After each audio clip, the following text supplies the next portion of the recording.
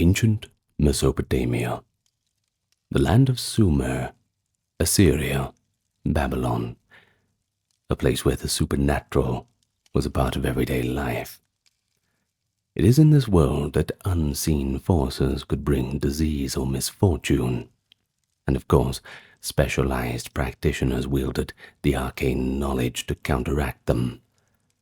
In fact, the word occult in the ancient Mesopotamian context encompasses a broad range of hidden arts: divination, exorcism, incantations, necromancy, and in general magic rituals that to us might seem like something out of a story. But to Mesopotamians, they were a serious part of life and a very real part of history. But occult knowledge in Mesopotamia was not something that was forbidden or fringe. It was often part of learned tradition and general religious practice. The people of Sumer and Akkad, and later Babylonia and Assyria, believed that the world was teeming with invisible forces. Ghosts, demons, and gods could influence human lives, and magic was just the tool that we needed to manage these forces. This is unlike, say, ancient Egypt, which developed extensive guidebooks for the afterlife. Mesopotamia's approach to the supernatural was pragmatic and quite varied. Knowledge of spells and omens were cultivated by scholarly priests, and by the 3rd millennium BCE we find cuneiform texts recording incantations and protective spells.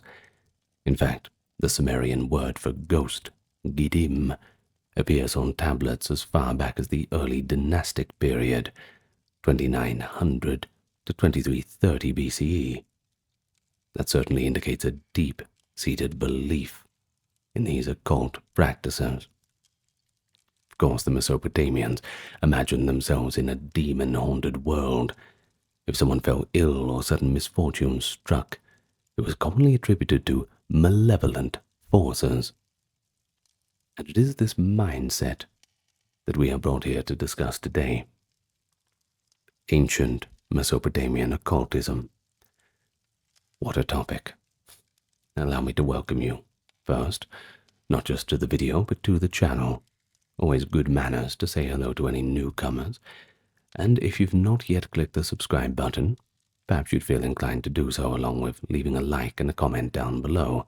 It certainly helps push us out in the algorithm, and then more people can experience videos like this, and, well, we can somewhat fight the brain rot on this platform. Now, you will be able to enjoy this video from start to finish completely uninterrupted. Because it's completely ad-free, along with all the other videos on the channel, you won't have any pesky ads coming up in the middle to disrupt the experience. This is possible due to the support we receive on Patreon, YouTube memberships, the merch store, and the occasional donation through either Super Thanks or the PayPal link, rather. You can find all these links in the pinned comment, video description, and the channel description. Now, with all that being said, welcomes out of the way and e-begging done for, let us get on to the topic for today: Mesopotamian occultism. So let's first understand its practitioners and how they were trained. You see, far from being outsiders, many occult practitioners were just part of the apparatus of the intellectual elite. Young scribes in Mesopotamia underwent a rigorous education in reading and writing cuneiform, often starting in a tablet school called an eduba, or perhaps under a family tutor if they had one. After mastering the basics, a student could specialize in one of several advanced disciplines. First, divination, barutu, interpreting divine omens from sources like animal entrails, celestial movements, or strange birth defects. Diviners were consulted to reveal the god's will or predict the future. Then we had incantation and exorcism, which is ashputu, the domain of the exorcists, the ashipu, who used spells and rituals to dispel evil influences, whether demons, curses, or ghosts, whichever one it was. They were effectively occult doctors who addressed those supernatural afflictions. And then we had lamentation, that is kaluto. The lamentation priest, called the kalu, would perform chants and prayers to appease gods in rituals. Now, while not magic in the demonic sense, this was another specialization in the broader religious toolkit. Through this advanced training, exorcists and diviners became basically scholar priests. They studied and copied tablets containing centuries-old magical texts. Many texts were written in Sumerian, a language no longer spoken in the first millennium BCE, but preserved as a sacred tongue for incantations. A would-be exorcist had to memorize and master countless incantation formulas, rituals, and proper liturgy to call on gods like A, the patron of wisdom, or Shamash, the sun god and judge, for help. And this was esoteric knowledge, often passed down from father to son. Indeed, some families specialized in the occult art for generations. For example, in the city of Sippar, a prominent family in the 6th century BCE served as exorcists over multiple generations, and left behind an archive of about 300 tablets recorded to their profession. Well, 2/3 of their library was practical business documents, but about 1/3 consisted of magico-medical texts, recipes for remedies and incantations to treat various ailments caused by spirits or sorcery. This shows how integrated the occult was within both scholarship and daily life. Exorcists were, at the same time, healers, priests, and also respected intellectuals. But it is important to distinguish between legitimate magic practitioners, like the Ashibu or Bauru, who operated within that sanctioned religious framework, from the sorcerers who abused malevolent magic, that is, Kishbu in Akkadian. The Mesopotamians did not have a concept of witchcraft, you see, as a separate sort of entity within the magical world, but rather Kishbu referred to harmful magic. Essentially, anybody trying to harness spells to injure or just curse somebody, doing bad things, basically. Those who practice such dark arts, now we might call them witches or warlocks, I suppose, were feared and despised. In contrast, the exorcists and diviners were viewed as very positive figures, using occult knowledge for protection and healing. The moral distinction is even reflected in Mesopotamian law. The Babylonian Code of Hammurabi from 1750 BCE has a provision addressing witchcraft. If someone was accused of casting a deadly spell on another, but the accusation could not be proven, the accuser would be put to death for a false accusation. Well, this certainly would discourage anybody from reporting it, I suppose. But if the accusation had some basis, the accused had to undergo an ordeal by water, that is, plunging into the sacred river. Surviving this trial meant that the person was innocent, and the accuser would be executed. Drowning was taken as proof of guilt, and you wouldn't need to execute the accused because, well, they were already dead at the bottom of the river. In any case, it's quite a remarkable law, and it shows two things. First, that the belief in harmful magic was strong enough to warrant a trial by ordeal. Second, that misuse of magic was a serious offense. In Mesopotamia, at that time, there was good magic, sanctioned and rather appreciated, respected by society, and of course, bad magic, somewhat less respected and punishable by death. Now, what about the witch? Because we mentioned that word, didn't we? We can use it in Mesopotamian law. Well, a bit of a shadowy figure, typically imagined as someone, often a woman, but not exclusively, who employed magic to harm others for personal gain or just general malice. Surviving texts depict the fears people had of falling victim to curses, illness, loss of love, sudden business failures. Any unexplained suffering might be blamed on an enemy's spell. One text implores the gods to undo a witch's curse, described as an evil thing sent against a man, which has tied him up like a bundle. The anxiety over witches was not unlike later witchcraft panics in other cultures, actually. Except the difference was in Mesopotamia, where there were no mass witch hunts, no government-sanctioned things like that. Instead, afflicted individuals in Mesopotamia would simply hire an exorcist to break the curse. In fact, some of the most elaborate occult rituals from Mesopotamia are counter-witchcraft ceremonies. The pinnacle is a series of tablets known as maklu, meaning burning. Maklu, from the first millennium BCE, is essentially a comprehensive anti-witchcraft manual. Kind of like a ritual or ceremony. A dramatic overnight ceremony to nullify evil spells and destroy the influence of the malevolent witches. One performance of maklu is recorded to have taken place around 670, perhaps on behalf of the Assyrian king himself. The rite began late in the evening.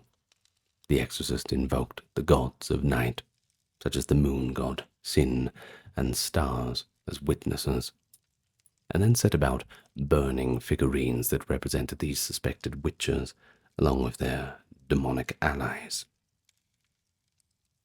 As the effigies went up in flames, the priest recited incantations condemning the evil forces to their destruction. We actually have a translated excerpt from Maklu's first tablet that gives us a bit of a taste of this ritual fire magic. I'll read it now, actually. I raise up the torch and burn the statues of the demon, the spirit, the lurker, the ghost, and any evil that seizes mankind. Dissolve, melt, drip ever away. May your smoke rise ever heavenward. May the sun extinguish your embers. May the son of A, the exorcist of the gods, cut off your emanations. As these words were spoken, the figurines of the witch and her accomplices were literally melting in the flames.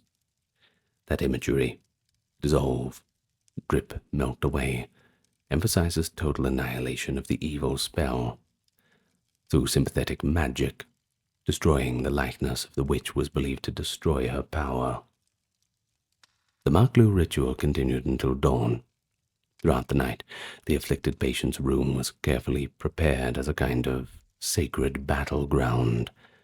The exorcist would anoint the patient with holy oil, draw protective magic circles around the bed, and position apotropaic,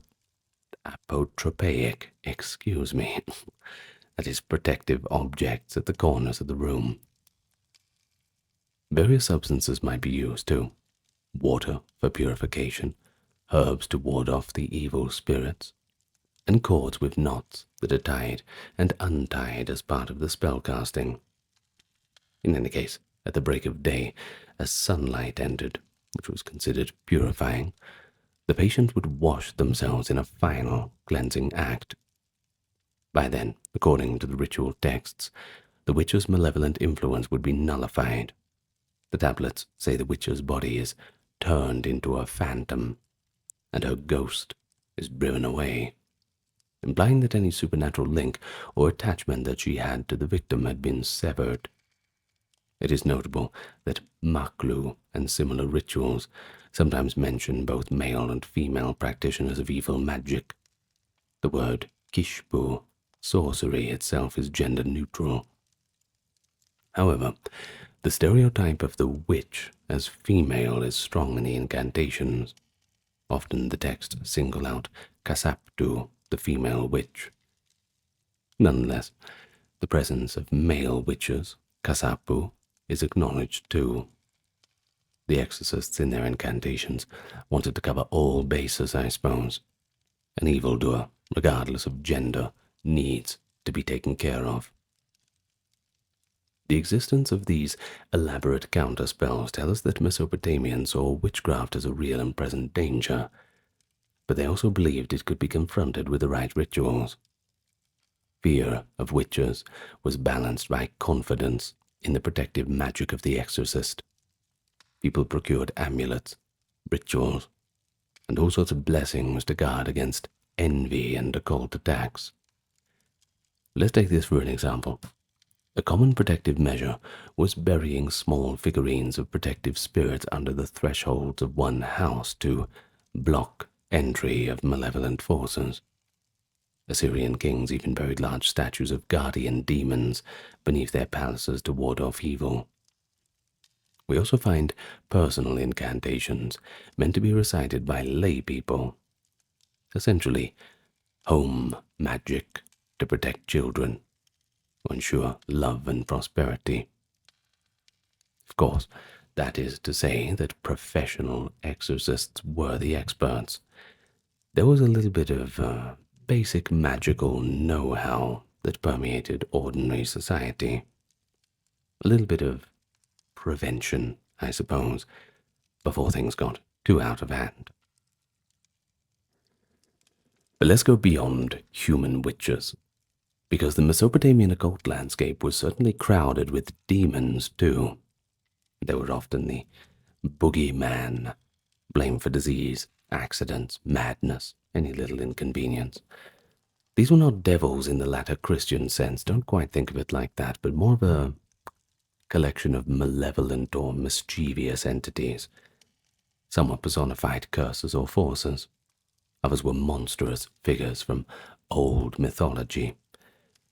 So let's just name a few. There was Lamashtu, a terrifying female demoness who preyed on infants and pregnant women.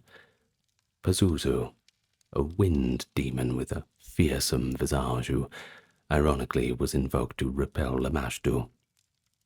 The Utuku and Ekimu, general terms for vengeful spirits. The Urebisu, the lurker, who hid in dark corners to pounce on victims. And the so-called 7 evil spirits who were described as swirling like storms, bringing destruction in their wake. Mesopotamians truly felt surrounded by unseen creatures, any of which could strike, if not kept in check, that is. The job of an exorcist was essentially demonology put into practice. He was a healer of supernatural afflictions, much like a doctor diagnosing an illness. The exorcist would determine which demon or spirit was at fault by observing symptoms or omens, and then choose the appropriate remedy. Tablets from the first millennium BCE preserve dozens of detailed exorcism protocols and incantations. Excuse me. For example, an exorcist manual might say, if a patient suffers nightmares and constant fever, check if a certain demon's influence is indicated. Then perform a particular ritual on a specific day, using particular herbs and incantations. One first millennium text, known to modern scholars, enumerates many types of demons and the formulae to expel, or perhaps appease them. Well, the process of exorcism in Mesopotamia combined spoken spells with physical action. A first-hand description from cuneiform sources tells us that a typical exorcist ritual involved hours of preparation and chanting. The exorcist would recite prayers and incantations, directly addressing the evil entity and commanding it to leave the patient's body or home. But simultaneously, he might invoke benevolent forces, calling on a god or even something like the purifying power of fire and water to aid in banishing the demon. Physical props were important too. Incense could be burned to cleanse the area. Fragrant cedar or juniper smoke was thought to drive demons away. The exorcist also used objects to transfer the evil. A classic technique was to use a figurine or a bit of wool as a proxy for the demon or curse. The incantation would then command the illness or demon to go into that object, which was subsequently disposed of, for instance, burned, buried, or perhaps thrown into a river. By dumping the object, the ailment would, in theory, go away with it. The method is explicitly described, quote, "The evil is put into an image, and that image is cast out." There's a practical psychology behind the magic, I suppose. But exorcists did not only react to possession or illness, they also proactively protected people. For example, families placed plaques or amulets depicting Pazuzu, the demon turned guardian, into their homes. Pazuzu had a monstrous face, talons and wings, and was believed to scare off other demons. A small bronze Pazuzu figurine might be hung around a pregnant woman's neck to guard her unborn child from the clutches of the evil Lamashtu demon. Likewise, terracotta plaques depicting friendly spirits or angels were used as a kind of magical good vibe, I suppose. Even dogs were considered to be powerful protectors. Archaeologists have found clay dog figurines buried under thresholds with inscriptions like "Do not enter," effectively a kind of guard dog, but in a spiritual sense, I suppose.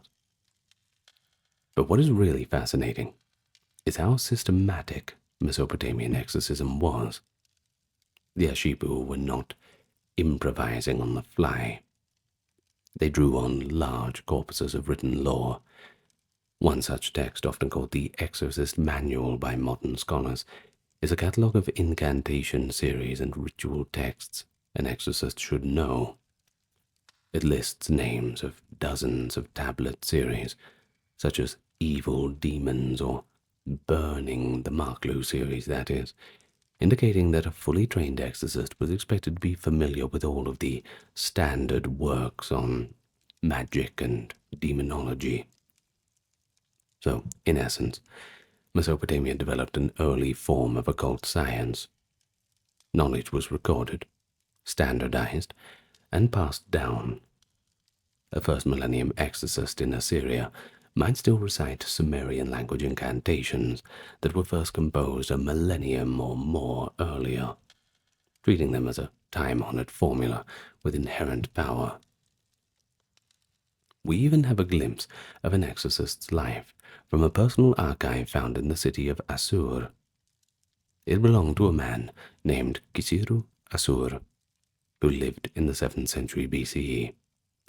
Tablets from his library show step by step on how he was trained by his father and grandfather, both exorcists, by the way, carrying forward the family trade.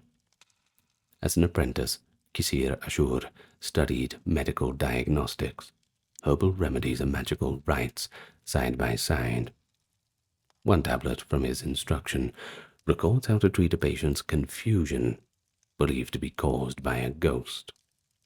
The procedure involves sweeping the ground, sprinkling purifying water, setting up an incense burner and offering beer, then crafting a figurine of the ghost out of clay, fat, and wax. The patient would then hold his figurine up to the sun god Shamash, while the exorcist recites a lengthy incantation, effectively presenting the possessing spirit to the divine light to be judged and removed. This mix of medical care and magic was typical. Mesopotamian exorcists did not separate the physical from the spiritual either. If a demon caused a fever, the treatment might involve both a cooling poultice and a spell to cast out the fire demon, as it were. Now, interestingly, some of the remedies prescribed show a degree of clever insight into chemistry and psychology, even if they were couched in ancient magic. One ghost-banishing ritual called for the patient to wear a pouch containing foul-smelling ingredients like sulfur, fish eyes, and goat hair, presumably to repulse the ghost. But one can certainly imagine it might also repel real pests and possibly even clear nasal congestion. Another cure for persistent ghosts was to pour out 3 libations of donkey urine into the house. Sounds a bit bizarre, and I don't think many people would be doing the donkey urine trick in our modern time. Well, actually, you might be surprised. But the rationale was that every thirsty ghost might drink the urine thinking it was beer, and then be so disgusted by the taste that he would flee. Anecdotes like that certainly show the intersection of superstition and a little bit of shrewd creativity in Mesopotamian magic. But if we want to talk about probably the most fascinating but also the most controversial factor of Mesopotamian occult practice, it's probably necromancy. If you don't know what that is, it is the summoning or consulting of the dead. Mesopotamia had a very bleak view of the afterlife, you see. All souls, whether they were good or bad, had to go to Irkala, the land of no return. A pretty dingy underground realm of dust and darkness, ruled over by the goddess Ereshkigal. The dead were thought to be perpetually thirsty and hungry, subsisting on scraps and muddy water, unless their living relatives offered them food and drink, and that is why families made funerary offerings like the Kispu rituals to their ancestors, to keep their spirits at peace, in the world below. A neglected ghost or someone who suffered a troubling death could become a restless ghost, that is, Etumu in Akkadian and Gidim in Sumerian, that roamed the world of the living. These ghosts were not abstract wraiths, however. They retained the personality and the memories of the person. The ghost might return out of anger, love, or perhaps just simply confusion at its plight, not realizing that it was actually dead. In fact, Mesopotamian records have many references to ghosts causing trouble and how to, quote, lay them. It's not what you think. One spell vividly describes a haunting by a lurking ghost, quote, an unknown, unidentified ghost of the roaming, malicious hooligan type who flickers like flame and flashes like lightning, sneaking into houses and terrorizing the living. It doesn't sound good, doesn't it? It's this text that shows how a ghost frightens and snarls at its victim, hiding in corners, slithering along walls and stalking its prey even into the streets. The effect of these ghostly assaults was believed to be real illness. Mesopotamians explained certain sicknesses as, quote, ghost possession. For example, you might get sudden dizziness, nightmares. You might hear disembodied voices, or even something as specific as a person having ringing in the ears persistently. That could be blamed on a ghost literally getting into your head. In fact, cuneiform tablets note that the word for ghost could be written with signs that mean open ear, hinting that the spirit entering through the ear could cause quite a bit of mischief. If someone drowned, their ghost might cause their victim to feel short of breath, like one who has just come up from water. You know, it's like having that pressure on you, that kind of thing. So in this way, the manner of a ghost's death was thought to correlate with the symptoms it inflicted upon the living. A pretty empathetic yet quite eerie concept. So, to get rid of a ghost, Mesopotamian exorcists performed special rituals akin to, well, I suppose it's kind of like Ghostbusters, this kind of thing. Well, the aim was often not so much to destroy the ghost or anything like that, but rather to convince it to return to the underworld where it belonged, kind of to trap the ghost.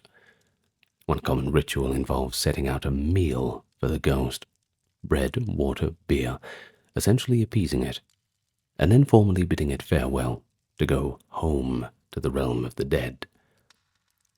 Sometimes more coercive measures would be needed. including making figurines of the ghost and burying them with offerings to symbolically reinter the spirit. There were also incantations addressed to Ereshkigal and Nergal, the gods of the underworld, asking them to drag back a wandering ghost that had escaped their domain. Occasionally, however, the living sought to summon a ghost intentionally. This is necromancy proper, and it was rarer. The evidence for necromancy in Mesopotamia is comparatively scant, which suggests it was not a routine practice, and may have been seen as quite dangerous and impure. Yet we do have a few tantalizing references. The earliest known comes from a 19th century BC Old Assyrian clay letter found in the city of Kanesh in Anatolia. In this letter, two women write to their brother, Imdu Ilu, urging him to return home because they have received an ominous warning about his life. But how did they get the warning? Well, they say that the message came from the god Asur through three sources: a dream interpreter, an omen reader, and the spirits of the dead whom they had consulted. In other words, these women had apparently performed a kind of seance, communicating with ancestral ghosts to try and glean a bit of information. Now, this is in fact the oldest known necromancy on record, and it notably involves women as the practitioners.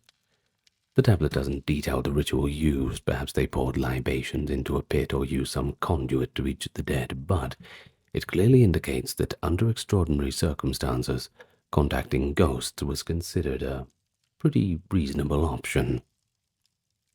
And then we have later texts too, and they allude to necromancy also. Mesopotamian lexical texts, essentially ancient glossaries, contain terms for necromancer, such as Sa ilu shelietemi, literally, the one who asks for the ghost. Another term was Mushelu etemi, quote, the one who raises a ghost, implying the act of making a ghost appear. Now, these professions don't turn up often in actual historical records, again hinting that they were rare or secretive. But necromancy likely carried a stigma. Disturbing the dead was potentially an affront to the gods.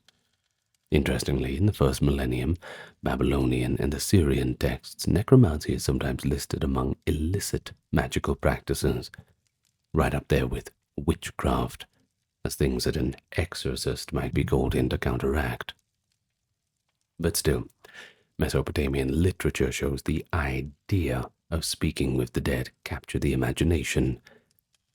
In the famous Sumerian myth, Gilgamesh, that hero king from Uruk, I've done a full reading of it on this channel, by the way, if you're interested in that, the readings playlist. He manages to summon the spirit of his dead friend Enkidu from the underworld for a conversation. In the story, Gilgamesh, Enkidu, and the netherworld, Enkidu's ghost climbs up like a gust of wind through a crack in the earth after gods allow him to return briefly. Gilgamesh eagerly asks him what he has seen among the dead, and Enkidu's spirit replies with haunting images.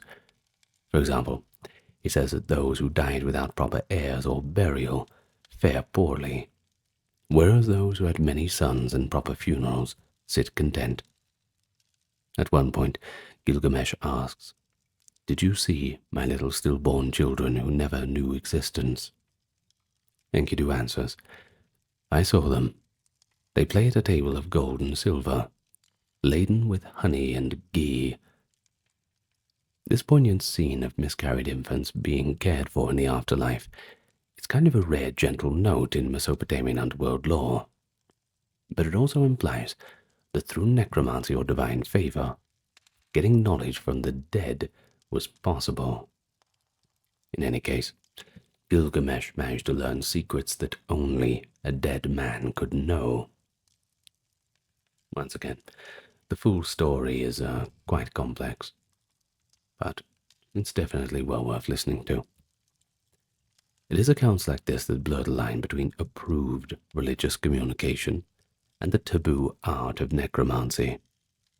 In practice, what an exorcist might do if necromancy was required would be to perform a ritual at night, often in a special pit or hole in the ground called an apu. Texts in Akkadian and even other ancient languages suggest that a spirit pit could be used to let a ghost come up to the surface. Offerings of food or drink would be placed to attract the ghost too. So you might imagine a pretty eerie nocturnal ceremony. There's no way to dress it up as something that is pleasant, I suppose. A pit gets dug in a courtyard. The exorcist chants over it while pouring beer and honey to entice a spirit upward, and perhaps holding a human skull as a focal point for the spirit. In fact, at least one late Babylonian ritual involved using a skull as a vessel for a summoned ghost. The skull, likely obtained from a burial ground, would house the spirit temporarily, so it could be questioned safely, and then it would be reburied to send the ghost back to the underworld. Certainly, practices like that were deemed as dangerous and double-edged. The same ghosts that could provide wisdom about the future or hidden matters could also bring madness or curse the living if they were not handled correctly. So you better get a pretty good exorcist. Definitely not the realm for those, just for the layman, I suppose. And it is quite telling that later civilizations, like the Israelites, banned necromancy, like the Bible story of the Witch of Endor, who summoned the ghost of Samuel at King Saul's behest. It's essentially a tale about necromancy, and it portrays Saul's acts as desperate and sinful. Mesopotamia, being older, shows us the likely template for such beliefs. Necromancy was a secret art, perhaps quietly acknowledged, but certainly not openly celebrated. Now, while exorcists might be called in for serious causes of haunting or even demonic possessions, magical thinking pervaded daily life in general. People used simpler charms and folk remedies for common needs, a sort of everyday occultism, alongside the high ceremonial magic.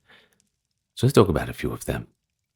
First, we have in terms of health and healing. Many illnesses were treated with a combination of practical remedies and incantations. A tablet might prescribe a salve for a wound alongside with a spoken charm to draw out the infection. One Mesopotamian cure for toothache actually involves chewing on a certain root while reciting a myth about the tooth worm. Effectively, a spell that coaxes the pain to leave. Healers, who could also be the same as exorcists or other specialists called ashu, believed that diseases had supernatural agents. So a fever might be the breath of a demon, to be driven out with both cooling herbs and anti-demon incantations. Then we have protective amulets too, and this is actually very common. So ordinary people wore amulets inscribed with prayers, or perhaps even images of protective deities. The common amulet for travelers was a small clay tablet or cylinder seal depicting the sun god Shamash, or it's sometimes the storm god Adad, hoping for their protection as they travel on the road. Children might wear charms too, to guard against Lilith-du, night spirits akin later to Lilith, or just the evil eye in general. And even names could be magical.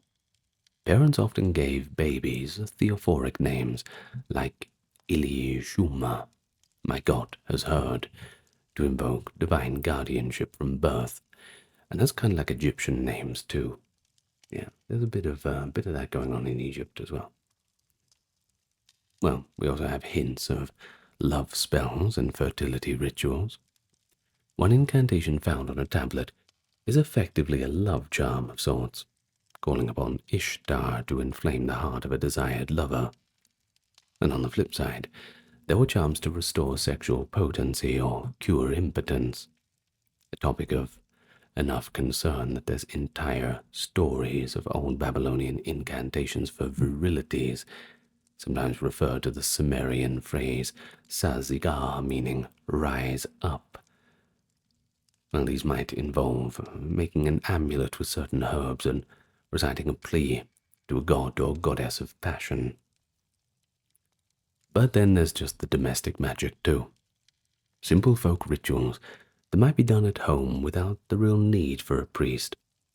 For example, if one's house felt infected by bad luck, a family might sweep out the house while verbally sweeping out the misfortune, and then sprinkle salt or flour at the doorway while invoking blessings. A pretty mundane act with magical intent. Another everyday practice was the use of figurines or drawings to avert evil. A homeowner might bury a tiny figurine of a protective genie at each cardinal point of the house's foundation during construction, essentially installing a spiritual guard post.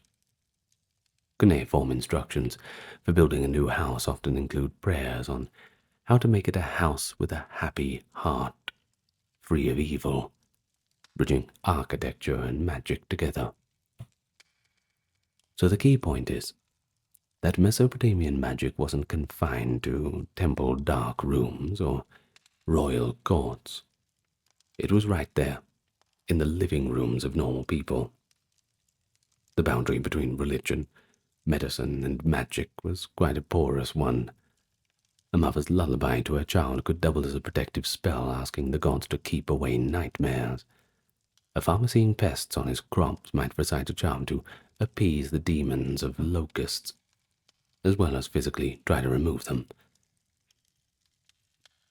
Effectively, in their mindset, visible actions and invisible appeals went hand in hand. But if we're talking about Mesopotamian occult stuff, we can't really not mention the divination act of it, and that is reading signs and, things like that, kind of like augury, to gain secret knowledge, the future or the will of the gods.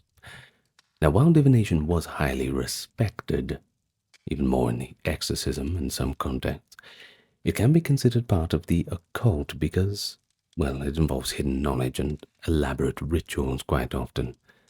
The Mesopotamians were famed in the ancient world for their divinatory arts. Later cultures like the Greeks and Romans looked to Chaldeans, a term they used for Babylonian star priests, as masters of astrology. Well, Mesopotamian diviners used a bewildering array of methods too. So let's go with the first one, which is liver divination, which is hepatoscopy. Hepatoscopy, perhaps. Yeah, let's go hepatoscopy. That sounds better. Well, it's perhaps the most distinctive method. This involved examining the liver of a sacrificed sheep or goat. The liver was seen as a microcosm of the universe, you see. Diviners would inspect lobes, spots, and strange markings on the liver's surface, each which would correspond to an omen in their textbooks. Thousands of clay liver models and manuals have been found too, indicating how formalized this practice was. For example, a manual might say, if the liver's gallbladder is elongated and points to the left, it means an enemy's army will advance. Kings routinely asked diviners to perform liver readings before battles or important decisions. And then we have, of course, astrology. And, well, traditionally Mesopotamia is seen as the birthplace of this practice. By the 2nd millennium BCE, Babylonian scholars were recording the movements of planets and noting correlations with real-world events. The massive compendium, Enuma Anu Enlil, compiles hundreds of celestial omens. Let's look at a typical entry. If Venus disappears in the west and remains hidden for however many days, there will be famine in the land. You see, these star readers believed that the gods wrote messages in the sky, but they weren't clear, always a little cryptic. It was up to them to decode them, and if you could decode them, well, you could prepare for what was to come. This is less like personal horoscope astrology and more like state omens. It was used to advise kings about the fate of their kingdom. But of course, one can only imagine that normal people would be making their own observations of the night sky. After all, we all look on the same sky, don't we? Well, next we have dream interpretation. Another accepted form of divination was interpreting people's dreams and visions, this kind of thing.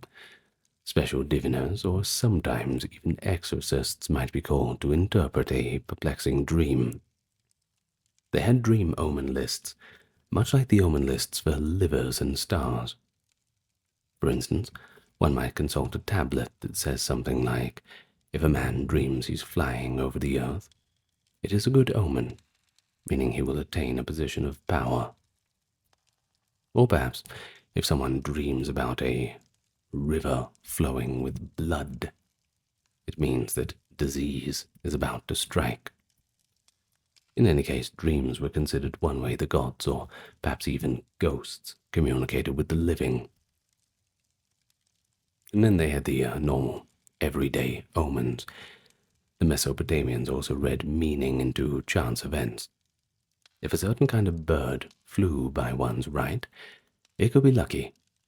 But if a black cat crossed the road, yes, that's right, even then, it goes pretty far back, doesn't it? Well, that might be a warning. There were omens drawn from the shapes of oil poured on water, from the way smoke rose from a fire, even from the patterns that worms made in wood. Pretty much anything unusual could carry a message. It was just up to the observer to interpret it. I suppose it's a bit of fun in any case. In any case, it did take an expert to give a proper reading, though, to look up traditional interpretations, but still, like I said, as with the night sky, really anyone can observe that and make up what they want. But importantly, divination was not considered magic in the sense of casting spells, but it was part of the same intellectual sphere that often practiced by the same learned scribes. The diviner, Baru, might work alongside the exorcist, one diagnosing the future or uncovering hidden causes, the other performing the remedy. Let's take, for example, if ill omens suggested the king was in danger from a curse, the exorcist would then be summoned to perform the apotropaic or protective rituals to avert that fate. Quite proud of myself pronouncing that word properly. Now, the sheer volume of divination texts in Mesopotamia certainly is a testament to how much they valued knowing the hidden truth. A king like Esarhaddon of Assyria, 7th century BCE, never undertook a major campaign without multiple divinations. He would have priests inspect dozens of livers and watch the skies for months for any sign of divine disfavor. If the omens were bad, he might delay war or perform additional rituals to try and change the fate. And that certainly is a theme in the occult, the desire for control in a very uncertain world. And by mastering this occult knowledge, whether incantations to banish a demon or omens to foresee danger, the Mesopotamians sought to impose a measure of order on that very unorderly world around them. So we can certainly see that the occult traditions of ancient Mesopotamia present a pretty rich history of human attempts to engage with the unseen. For over 3,000 years, from the first Sumerian city-states to the late Babylonian Empire, priests and practitioners refined a pretty complex system of magical and divinatory knowledge. And they left behind not only fascinating tales of demons and ghosts, but also a kind of proto-scientific methodology, catalogues of symptoms and spells, observations of the heavens, experiments in ritual efficacy, all carefully recorded on clay, We're quite lucky they did that. Clay lasts a lot longer than papyrus. The fact that a significant portion of Mesopotamian literature survives is related to magic and divination shows how central the occult really was. And in a way, the occult was both feared and respected. People feared malevolent magic with the wrath of demons, but they also deeply respected the professionals who could harness supernatural powers for good. Exorcists and diviners held prestigious positions at court and temples. The texts were copied generation after generation, even as the spoken language changed. That indicates certainly a reverence for this wisdom. The legacy of the practices did not vanish with Babylon's fall either. Through the Babylonians and Assyrians, elements of Mesopotamian occult knowledge trickled down into other cultures. The Hittites, Canaanites, and others of the Near East adopted or paralleled many Mesopotamian spells and demons. Later, Greek and Roman writers knew of Babylon's astrological prowess and the Chaldean experts whose star lore shaped horoscopic astrology still practiced today. Even the concept of exorcism in religious traditions, the idea that a trained, holy person could come and cast a demon out, that has certainly uncanny echoes of the Mesopotamian Ashibutu. Some scholars see lines of continuity, for instance between Mesopotamian demons Pazuzu and later Middle Eastern demonology, or between the incantation formulas and biblical psalms of protection.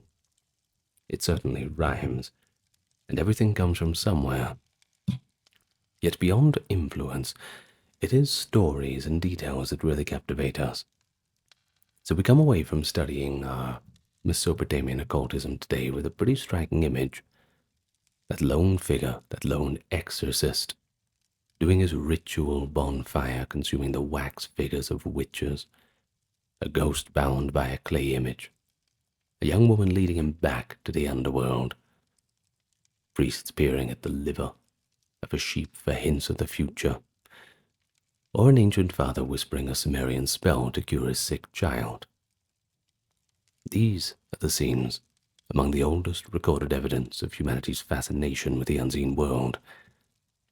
And like we said at the start, this world was not a separate fringe realm, but it was just daily existence, an unseen partner, but always there. Those cuneiform tablets, painstakingly deciphered by modern scholars, reveal that our ancestors in the cradle of civilization grappled with many of the same fears that later generations, including our own, have. Fear of death, illness, unknown calamity. And they responded with creativity and ritual. So next time you're crossing your fingers behind your back, or perhaps whispering, please, please, please, please, please, when you want something to happen, well, that comes from a long tradition. Perhaps after 5,000 years, or even longer, it is just built into the human psychology. Perhaps it always will be. In any case, I would like to thank you for joining me today. Interesting topic, Well, it's usually interesting topics on here. That is a little bit subjective, I suppose, but in any case, I am going to thank my top-tier patrons and supporters. There's both on Patreon and YouTube memberships. Kimberly, Christine, Sally, Ember, Susan, Cameron, Gary, Charlene, Lynn Therese, Katiana, Nicholas, Ulfred Near, Alexander, Charles, Christine, Dr. Neuro Nerd, Erin, Jaden, Jim, Jeffrey, Jessica, Madeline, Melissa, Orthodox Review, Scott, Shell, Wendy, Josie, Sarah, Ryan, Thor, Cameron, Stefan, Kevin, HMSHH, Crystal, Dalbury, Anthony, Lucy, Brandon, Gugu Bubonic, Nicholas, Craig, Neftis, Alexander, Gokhan, Dorsey, Venita, Claire, Courtesy, Carol, Robert, Mary, Bridget, Nefertari, Yvette, Miss Mochi, 11, Allison, Free American, Jennifer, Brittany, David, Cody, Brian, Are You My Mum, Rhonda, Carrie, Catty B, and Lovely. And that's it for me from now. So I would like to once again thank you for joining me, and thank you to our patrons for keeping everything ad-free. And I hope you enjoyed the video. Leave a comment down below, and I will see you, well, whenever you come back, I suppose. I'll be in the same place. Good night, everyone, and lots of love to you all.